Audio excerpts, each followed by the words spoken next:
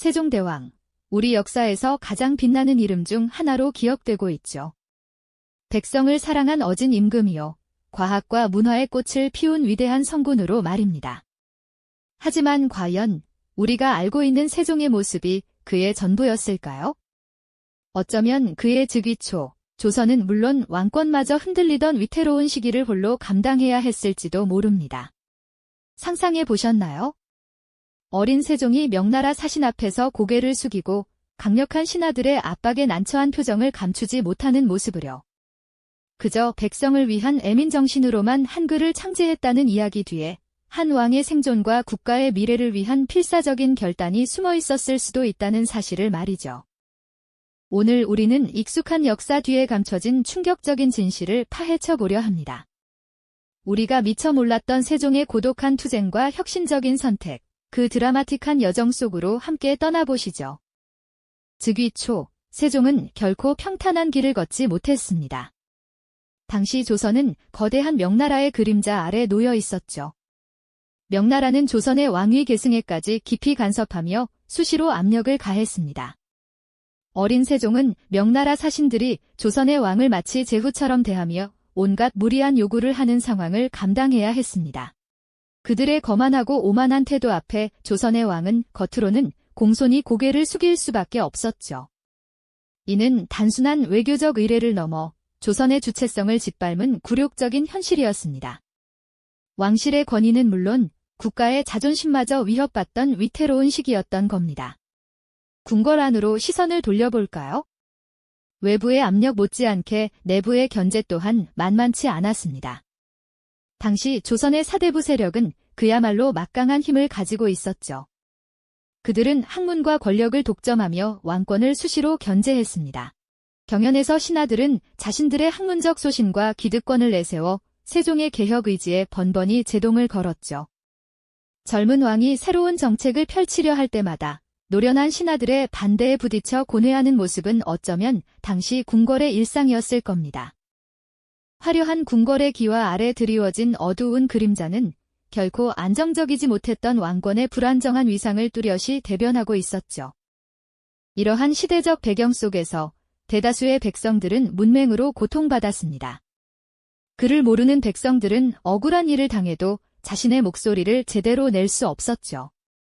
관아에 가면 온통 한자로 쓰인 문서들 뿐이었고 그를 아는 소수의 양반만이 그 내용을 이해하고 해석할 수 있었습니다. 백성들은 송사에 휘말려도 자신에게 불리한 판결이 내려지는 이유조차 알지 못한 채 그저 체념할 수밖에 없었습니다. 글자는 곧 권력이었고 그를 모르는 백성에게는 침묵만이 강요되는 것이나 다름없었으니까요. 지배층에게 한자는 단순한 언어 이상의 의미를 지녔습니다. 그것은 곧 권력이자 신분을 상징하는 도구였으며 사회 계층을 나누는 견고한 장벽이었죠. 복잡하고 어려운 한자를 익히는 데는 많은 시간과 노력이 필요했고 이는 곧 소수의 지배층만이 누릴 수 있는 특권으로 작용했습니다. 양반들은 한자로 쓰인 경전을 읽고 서로 고상한 대화를 나누며 자신들의 권위를 뽐냈습니다. 반면 백성들은 그들의 언어를 이해하지 못해 발을 동동 구르거나 답답함에 한숨만 내쉬는 상황에 처해 있었습니다. 세종은 밤늦도록 백성들의 상소문을 읽으며 이들의 고통을 헤아리려 노력했지만 근본적인 해결책 없이는 이 침묵의 벽을 허물기 어렵다는 것을 누구보다 잘 알고 있었을 겁니다. 먹과 붓, 그리고 이해할 수 없는 한자로 가득 찬 서고에서 그는 이 거대한 언어의 장벽을 어떻게 허물어뜨릴지 고뇌하고 있었던 것이죠. 세종은 단순히 백성의 고통을 외면하지 않는 것을 넘어 그가 처한 왕으로서의 자리 자체가 얼마나 위태로웠는지 뼈저리게 느끼고 있었습니다. 당시 조선은 명나라의 강력한 영향력 아래 놓여 있었고 외교와 문화 모든 면에서 명나라의 심기를 거스르지 않기 위해 늘 조심해야만 했죠. 명나라 사신들이 조선을 방문할 때마다 그들의 비위를 맞추기 위한 온갖 노력이 필요했고 이는 곧 조선이 스스로의 자주적인 목소리를 내기 어렵다는 것을 여실히 보여주는 현실이었습니다. 아무리 왕이라 할지라도 거대한 제국의 압력 속에서는 자유로울 수 없는 존재였던 겁니다. 동시에 나라 안에서는 사대부 세력이 정치와 학문을 독점하며 막강한 힘을 휘두르고 있었습니다. 그들은 한자로 쓰인 경전을 숭상하며 학문의 정통성을 주장했고 관직에 오르는 길목을 굳게 걸어 잠갔습니다. 겉으로는 유교적 이상을 내세웠지만 사실 그들의 권력은 철저히 한자라는 견고한 장벽 위에서만 존재할 수 있었죠. 글을 읽고 쓸 줄 아는 극소수의 엘리트만이 국정을 논하고 중요한 결정에 참여할 수 있었으니 글을 모르는 대다수 백성들은 물론이거니와 심지어 왕이라 할지라도 이들의 학문적 권위와 지식 독점 앞에서는 일정 부분 무력할 수밖에 없었던 것입니다. 세종은 이렇듯 외부의 강대국과 내부의 기득권 세력으로부터 이중적인 압박을 받으며 자신의 왕권이 마치 끈 떨어진 허수아비처럼 흔들리고 있음을 매일매일 절감하고 있었을 겁니다.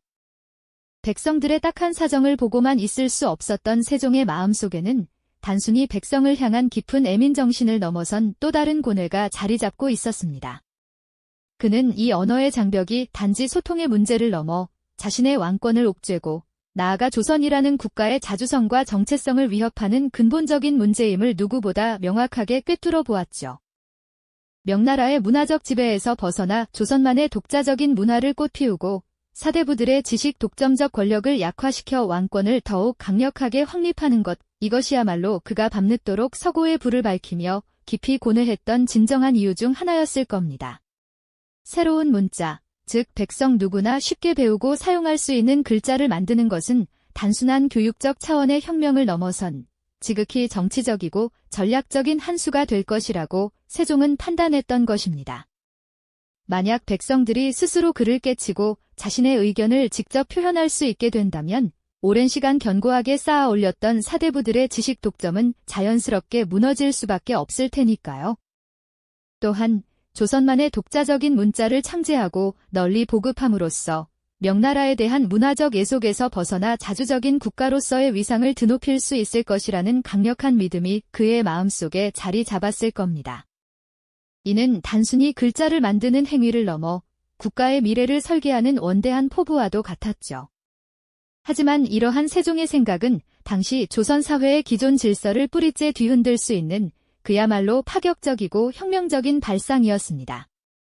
수백 년간 이어져온 한자 중심의 사회 구조와 문화적 관습을 바꾸려는 대담한 시도였기에 수많은 반대와 격렬한 저항에 부딪힐 것이 불보듯 뻔했습니다. 특히 한자를 숭상하며 자신들의 권위와 기득권을 지켜온 사대부들은 새로운 문자가 자신들의 입지를 위협할 것이라 판단하고 필사적으로 반대할 것이 분명했죠.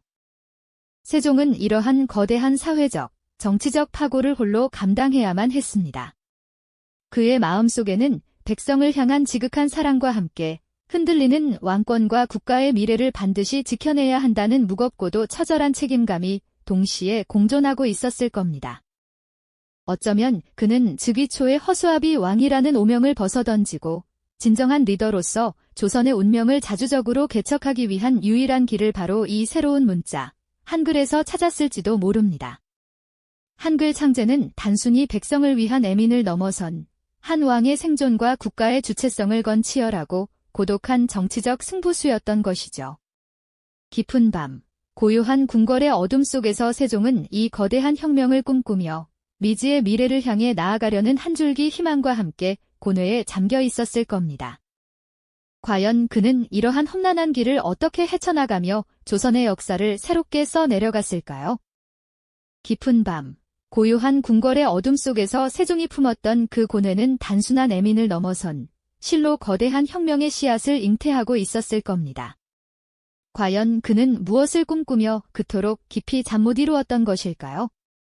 우리가 익히 아는 백성을 향한 지극한 사랑, 그것은 한글 창제의 분명한 동기였지만 그 이면에는 훨씬 더 복잡하고 치열한 정치적 계산과 국가의 운명을 건 한 왕의 절박한 승부수가 숨겨져 있었습니다. 어쩌면 한글은 조선의 자주성을 지키고 왕권을 굳건히 세우기 위한 세종의 치밀하고도 고독한 전략이었을지도 모른다는 이야기죠. 당시 조선은 명나라의 강력한 영향력 아래에 있었습니다.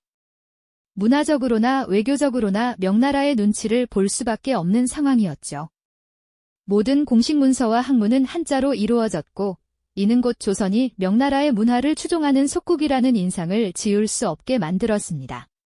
세종은 이러한 현실 속에서 조선만의 독자적인 문자를 갖는 것이 단순한 편의를 넘어 명나라로부터 문화적 독립을 선언하고 자주적인 국가 정체성을 확립하는 가장 강력한 방법임을 통찰했던 겁니다. 자신들만의 글자를 가진다는 것은 마치 어린아이가 부모의 품을 벗어나 자기만의 목소리를 내는 것과 같은 조선의 성숙함을 대내외에 천명하는 행위였을 테니까요. 또한 한글은 당시 막강한 권력을 휘두르던 사대부 세력을 견제하는 날카로운 칼날이 될 수도 있었습니다. 한자는 소수의 지배층만이 독점적으로 익힐 수 있는 어려운 문자였고, 이는 그들의 지식과 권위를 공고히 하는 수단이었죠.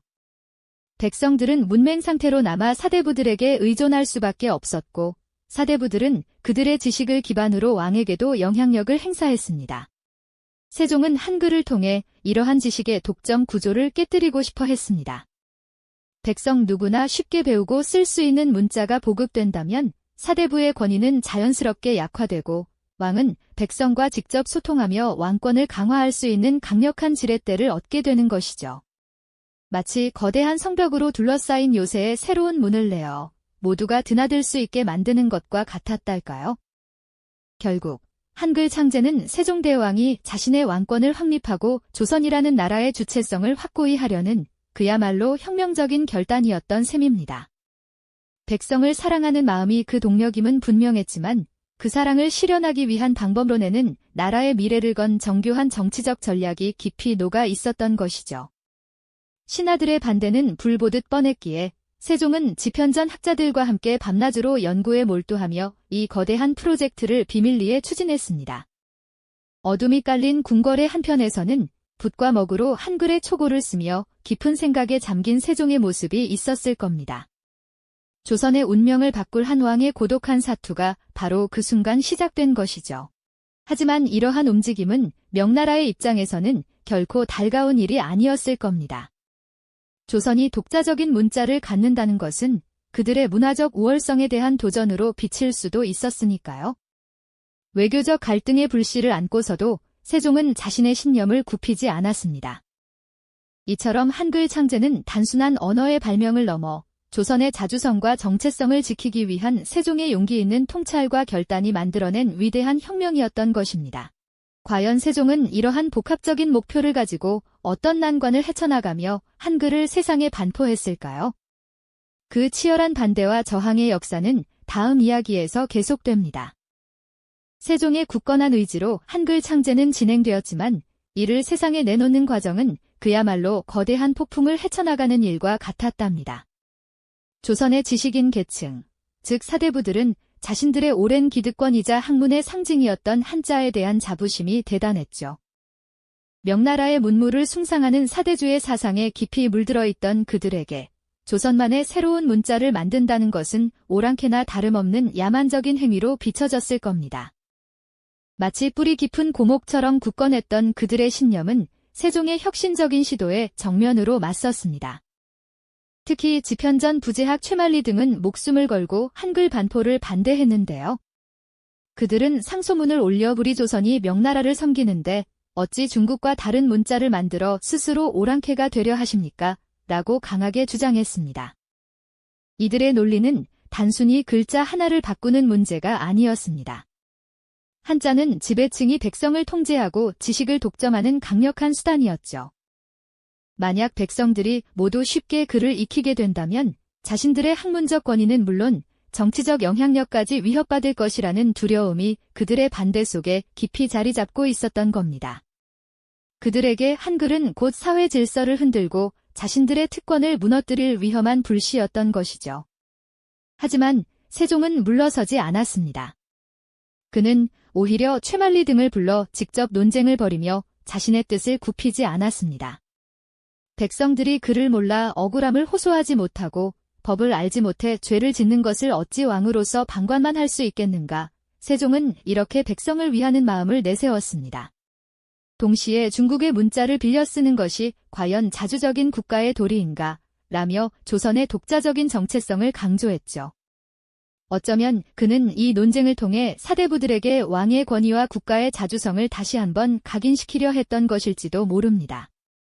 이 순간은 단순한 문자 창제를 넘어 왕권과 신권의 치열한 대결이자 조선의 미래를 건 중대한 싸움이었던 겁니다. 세종의 굳건한 의지와 탁월한 논리에 사대부들의 반대는 결국 한계를 맞이할 수밖에 없었습니다. 1446년 마침내 훈민정음이 세상에 반포되었을 때 백성들의 반응은 어떠했을까요? 글자를 몰라 답답했던 백성들에게 한글은 가뭄 끝에 내린 단비와도 같았을 겁니다. 그들은 비로소 자신의 생각과 감정을 글로 표현하고 세상의 이치를 스스로 깨달을 수 있는 희망을 보게 되었습니다. 물론 한글이 하루아침에 조선 사회에 뿌리내린 것은 아니었습니다. 오랜 시간 한자 중심의 문화에 익숙했던 사람들에게 새로운 문자는 낯설고 어려운 존재였을 테니까요. 하지만 세종은 훈민정음을 통해 백성들이 법률을 이해하고 농업기술을 익히며 건강한 삶을 누릴 수 있도록 여러 서적을 한글로 번역하고 보급하는 등 끈질긴 노력을 이어갔습니다. 이처럼 한글 창제와 반포의 과정은 단순한 언어의 혁신을 넘어 지배층의 특권에 도전하고 국가의 정체성을 확립하려는 세종의 고독하고도 치밀한 정치적 승부수였습니다. 허수아비 왕이라는 오명을 벗고 진정한 성군으로 거듭나기 위한 그의 처절한 몸부림이자 백성의 삶을 넘어 국가의 미래를 설계한 혁명적 결단이었던 것이죠. 오늘날 우리가 당연하게 여기는 한글 뒤에는 한 왕의 깊은 고뇌와 외교적, 정치적 역학관계 속에서 피어난 치열한 혁신의 역사가 숨어 있음을 다시 한번 되새기게 됩니다. 한글은 단순한 문자가 아니라 국가의 자주성과 정체성을 지키기 위한 위대한 유산이며 세종의 리더십이 단순히 애민을 넘어선 통찰력의 결과임을 깨닫게 되는 순간입니다. 이 영상이 도움이 되셨다면 좋아요와 구독 부탁드립니다. 여러분의 응원이 제게 큰 힘이 됩니다. 다음 영상에서도 더 유용한 정보를 공유하겠습니다.